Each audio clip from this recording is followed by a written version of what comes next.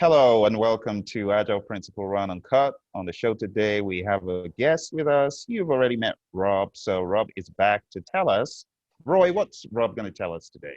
So Rob previously was an SPC level 4. Was it, Rob? Was that correct? Was that the version?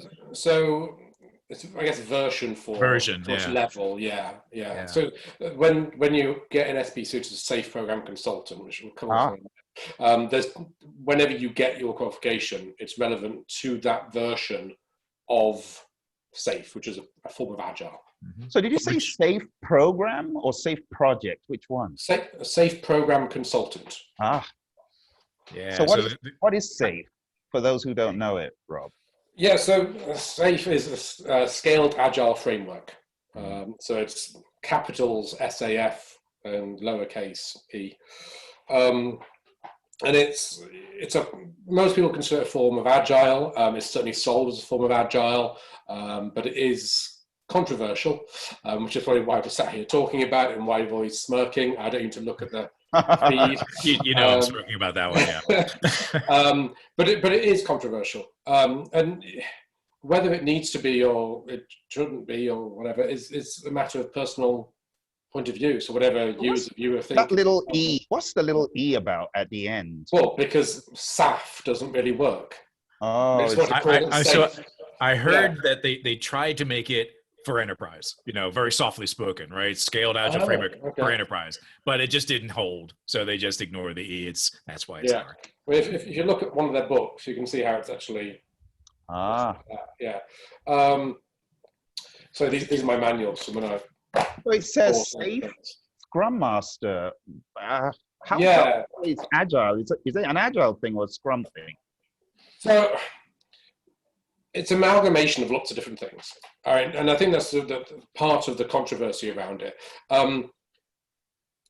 It's very much you're in one camp or the other, isn't it? Are you agile or are you waterfall, right? And it's every agile training course starts the same. Mm-hmm. We used to do waterfall, now we're doing agile. Let me explain why waterfall is bad. Right? Yep. And of course, we really shouldn't be saying it like that. Waterfall isn't bad and agile isn't good. They're just ways of delivering work. Mm-hmm. And both can be successful and both can fail. Most people working in agile would argue agile is more likely to succeed than waterfall, right? But nonetheless, we've all seen agile projects fail, no doubt, right? But the thing about SAFE is that it's more than almost any other form of agile. If you consider it a form of agile, I'm not saying it is or isn't. It's the closest to a blend of waterfall and agile, right? Mm-hmm. So if you're an agilist, some people are sort of offended by it because it's seen as a bit too like waterfall, right? It's not so much the process is like waterfall. It's in the way that it interacts with the organization, which is a bit more like waterfall. But at the same time, it's really attractive to organizations because it matches some of what organizations do already. Because if you imagine you are a very, very large company, like an enterprise, okay, you've got a few 100,000 people who work for you, and someone approaches you and says, you know what we should do? Scrum. All you need to do is get a team of 7 to 9 people, a Scrum Master, a product owner, bang, you'll get part-time product owner. Part-time. Absolutely, right? And the managing director or the CEO goes, how does a team of 7 to 9 people help me? I've got 300,000 people who work for me. What's this Scrum thing got to do with me? It's completely irrelevant, right? If you walk in and talk about Kanban, they'll be even more lost, right? So SAFE captures something. It recognizes the organization. Most other forms within Agile, Scrum, Kanban, Lean, Less, DA, DSDM, etc., etc., etc. They don't look at the organization much. They look at teams delivering projects or teams working in operational mode delivering a product, right? They don't talk about the organization. So there's no real talk about large-scale programs of work. There's no talk about other departments in the organization. And so most companies look at it and go, how's this relevant to me? Mm-hmm. This is a niche product, it's not relevant. And that's a perfectly fair and reasonable argument, right? I can't really argue with that, because if you are the boss of a company, you need to have a view of the whole organization. and just focusing on one area is not a good spend of your time. And so SAFe has captured something there. It was started by a chap called Dean Leffingwell, and he's done very well for himself. He's a nice chap. I've met him at conferences, and he's quite softly spoken, nice, easygoing, owns about half of Hawaii now. He's done well. Oh, looks like we lost Rob. And yeah, he's done very, very well. He's back. We lost you for a second. You're back though. You're good. Oh, okay. Sorry about that. I just had to step away, I guess. Sorry. Yeah. But yeah, so it's worked out very well for some organizations. Some have used SAFe very well, and others have used it, and it's been very unsuccessful. But you can argue that's the same for anything. Mm-hmm. I've met loads of organizations who've used waterfall. Mm-hmm. It's worked really badly for them. But I've met loads of organizations who've used Agile, and it's worked out really badly for them. It just is in general, right? And I think it's for any of these things, it's how you do it, right? Because any of these processes, whether it's SAFe, waterfall, Scrum, whatever, they're processes. Mm. Mm-hmm. And what we're really talking about in reality, what waterfall is now, is not a process. Let's be clear on that. Waterfall is no longer a process. It's a culture. Mm. It's been around for long enough now that it has its own subculture. That's true. Right? And there's even organizational design around it, right? It's because it's related to controlling dollars and timelines and all those things. So the entire organization organizes around this kind of a framework or process. Exactly. Yeah. And it's leaked into normal reality. It's not just in the office that people know. If you go and speak to the average person and start talking to them about scope, budget, and timeline, which we all know is the iron triangle, the average layperson will roughly know what you're talking about. That's true. Right? Because it's a pretty well understood concept. It's not just about waterfall. If you talk about the stages of waterfall, most people understand why that you have requirements and then design, development, testing. They go, well, yeah, of course that's how everything's done, right? And in that sense, it's not about a project manager delivering a project. That is just how the world works. So you're talking about a culture. So when you then turn around and say, we're going to put Scrum in, most of the time that's going to fail. Because the organization doesn't know what it means, doesn't know how to support it. And so it will simply treat Scrum in the way it's always worked. Marketing won't suddenly change the way they work, or neither sales or HR or finance. And so you start getting more into, reinventing organizations or directing the Agile organization, all that kind of stuff. Who are those books by, Rob? So this one, which is phenomenal. It's not. I'm making no money, and this has nothing to do with me. It's just a bloody good book by Frederick Laloux. It's one when you read, you sort of light bulbs go off in your head. It's really, really good. And then this one is very good as well. Directing the Agile Organization. Evan Lobron, if some of you don't know, he's started the Business Agility Institute. He's a really nice guy, and so that's one of his. But it's just, whatever you do when you try and change the organization, it's not about the process. It's about the people and the culture. And so I think the good thing about why SAFe has worked is it does speak about the organization. And so people look at it and go, okay, it means something. So if I where's my sheet? Here we go. If you guys want to look into this, and I'm not promoting it at all, but it's scaledagileFramework.com. Go and have a look at yourselves. But it'll look a bit like this. This is an older version, as I said, older version 5 now, and this is version 4. But you can see that there's, in this version, a few layers, if you like, horizontal layers. And what they match to is actually the organizational levels that you see now, that you expect. So if I look here at the edge, you probably can't see it very well, I do apologize. But you've got team, so project level, program, value stream, portfolio, right? And any sort of project manager worth their salt, they'd recognize those kind of terms. So would most organizations in general. And so SAFe is attractive from that point of view, because for the most part, companies will look at it and go, that looks familiar. So that familiarity is good, it's helpful for selling it, it gets more people on board, right? The downside, of course, is if it looks very familiar, you can adopt it and not really change much. I think that's probably one of for detractors of SAFe, that's one of the biggest concerns, that the the price point to get into it from a point of view of effort is quite low. It's expensive to do, don't be wrong. Safe consultants are very, very pricey. But the idea to get into it is quite cheap. You don't have to change much. As you go in to say to somebody, you're no longer, I don't know, a project manager, you're a Scrum Master. What? I spent my entire career becoming a project manager. What are you talking about? And they're different. They're different responsibilities. Exactly. Absolutely. And you used to be a, I don't know, product manager. Now you're a product owner. Sounds similar, completely different role. So you get loads of resistance immediately, right? But if you go on with this, there's potentially less resistance. So that's a win, right? I can see the attraction. But speaking from the other point of view, of course, the downside is if there's not the effort to put in to make the change, are you making enough of an investment with that effort to get the win out of it you want? Any change can be defined as an investment. If we want something to get better, we've got to put effort in, right? If I want to lose weight, it won't magically happen. I've got to eat better. I've got to go to the gym. I've got to do these kinds of things. That's the investment to get the weight loss, the better body, right? And too often when we work with organizations, companies and people don't recognize the investment required for change to occur. True. So that's something we always have to be aware of. And that was undoubtedly the longest answer to any single question. Yeah, that was a good one. So getting to the crux of the question, since it's so valuable, why did you let it lapse? Yeah.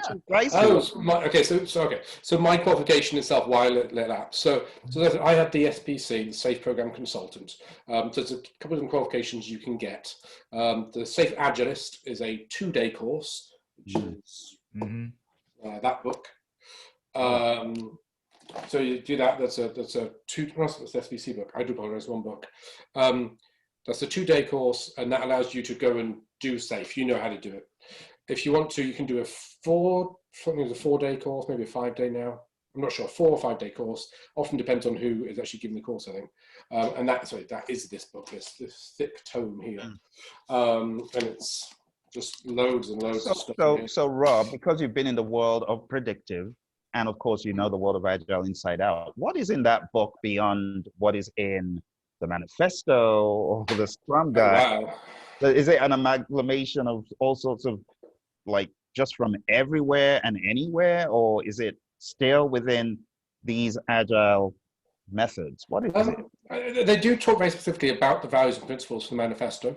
They do cover Agile very, very definitely. But Safe itself is all of this, and the course is learning about what every single thing is on here and how they work. And just to point it out, so the Scrum and Kanban part, if you would put that up again for a second, Rob, the Scrum and Kanban part, those little tiny boxes that are down in the lower, that area, that's the Scrum and Kanban part. I see. Safe is everything else wrapped around that, right? So there's Is it a lot of structure? Is it a lot of needless structure, tedious structure? What is it? It's really learning structure. And honestly, that's what kind of pushes me away from it. It just looks like another waterfall adventure. Yeah, and I think for a lot of organizations, that's the attraction. Right? A lot of companies, they're looking for the structure. They look at Scrum and they go, there isn't enough structure. This doesn't tell me how to do it in my company. Right? We hear that a lot. Effectively, Scrum and every other form you can think of, like Scrum, is great for delivering the work at the lower level. They never really talk about these levels up here, right? So the sort of program and portfolio management, leaders, board, CEO, whatever you want to talk about. And so just real quick on that. So I would suggest that as Agile was forming, the industry was forming over the past 20 years, there was not a lot of conversation about that stuff. But I would suggest over the past 5 years, it's certainly grown, right? So now we're talking a lot more about Agile leadership. We're talking about organizational design. We're talking about, more scaling techniques rather than just Safe. So it's certainly evolved, and it needed to, because you can't take it, the way waterfall was working before, and why a lot of people have a hard time understanding how Agile can fit in this space, is that in waterfall, you didn't need to worry about scaling, Because if you had a big project, you would get 300 people together and you would just go off and go start doing it. Obviously, a little more complicated than that. But they would just get a whole bunch of people and go off and do it. Well, Agile says small teams. So you can't take 9 people and say, do this project in the same amount of time that it would take 300 people. It's just not going to work. So the scaling discussion didn't happen very well. It was, we'll do Scrum of Scrums, and then Scrum of Scrum of Scrum of Scrum of Scrums on top of all that stuff, which did not scale well. It was not a very good process. And so SAFe filled that void, right? That's why SAFe came in at the right time to fill that void of, okay, great, you've got these small teams. Now, what about all the other important stuff like programs and portfolios and making sure you're working on the right stuff at a higher level? That's where SAFe filled that void. Now, the industry has certainly evolved, right? Does that make sense? Yes, it's kind of like the bringing together of, sad to say, it is what Rob said in the beginning. You can't run away from waterfall. Yes. There's one for the day. You can go home now. Oh, wait. Yeah, I guess it is. But for me, the bit that was always missing from Agile, and this was a bit I spent years and years being troubled over at the beginning and was waiting for this moment where sort of the sun would come through a crack in the clouds and come down on me and go, this is the magic moment, I now know, was how do you do the leadership? How do you do all the stuff outside of Scrum, right? What does the rest of the company do? And so many people are always asking me, and I just sort of would avoid the question. And over the years, and this is just my thinking on it, I'm not saying this is necessarily correct, but for me, that is actually the genius of Agile. Because what this does, and what Waterfall does for most organizations, is say, there's a structure, follow it, and things will work out, right? That's not how life works.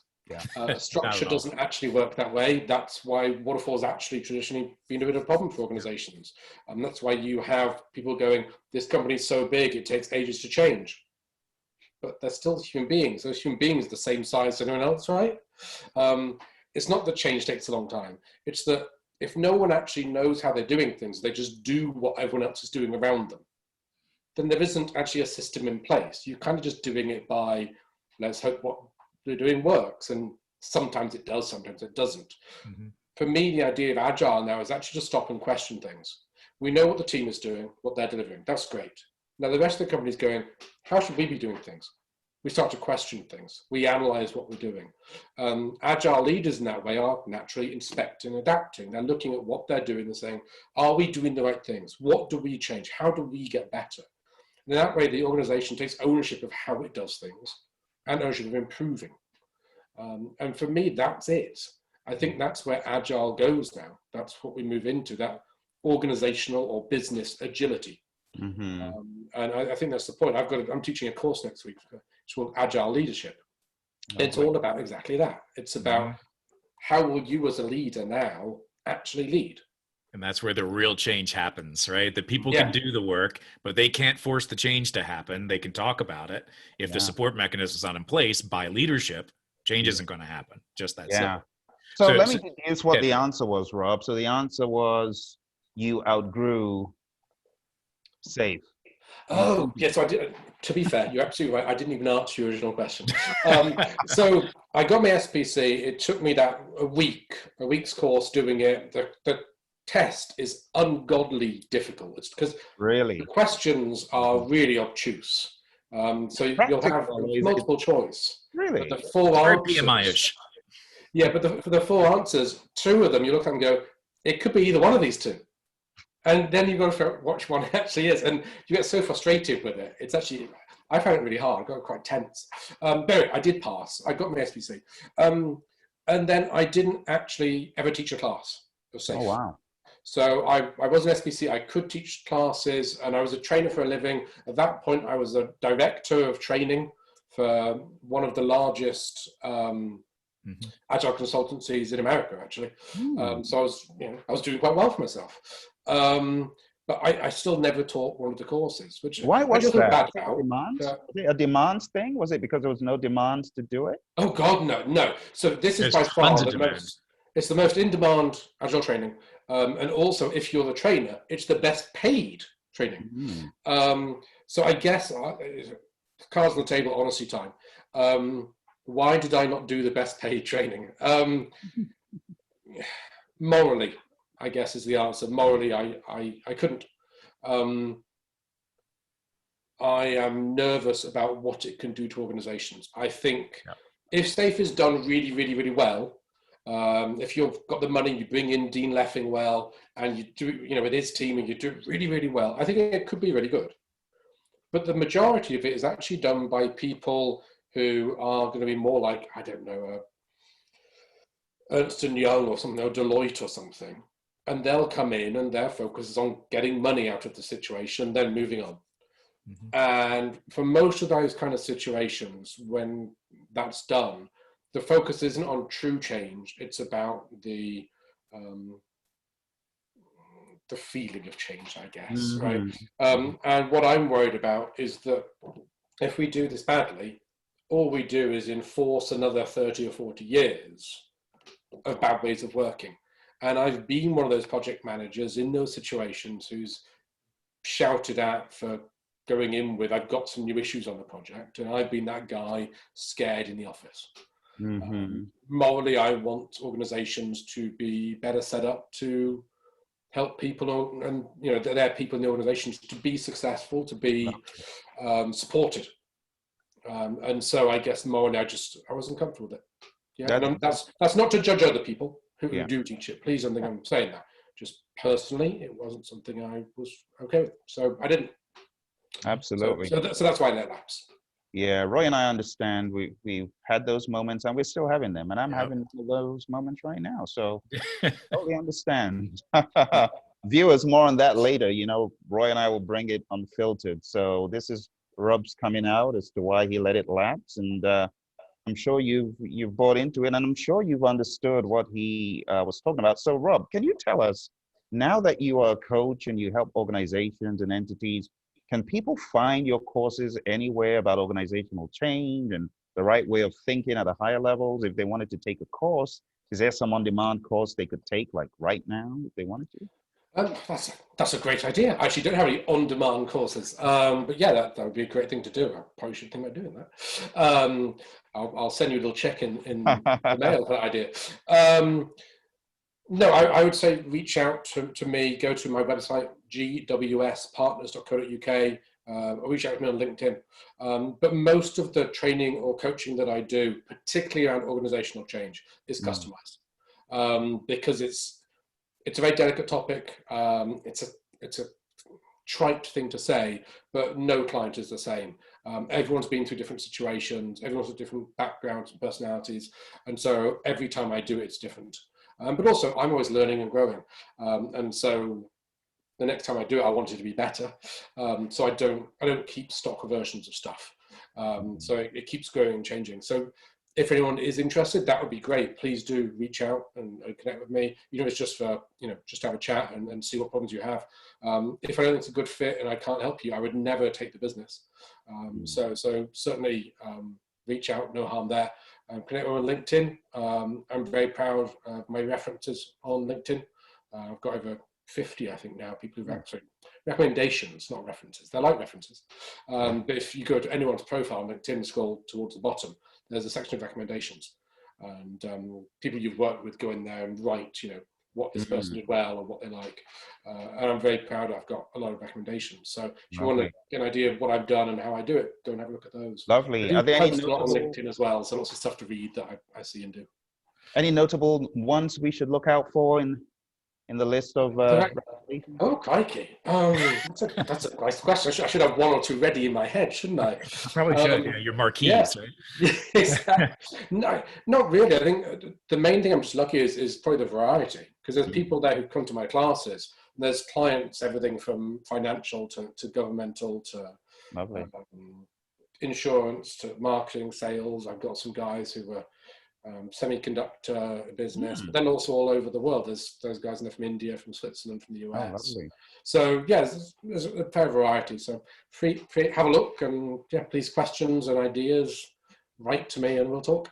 Absolutely, and you'll see all the information at the bottom of this video.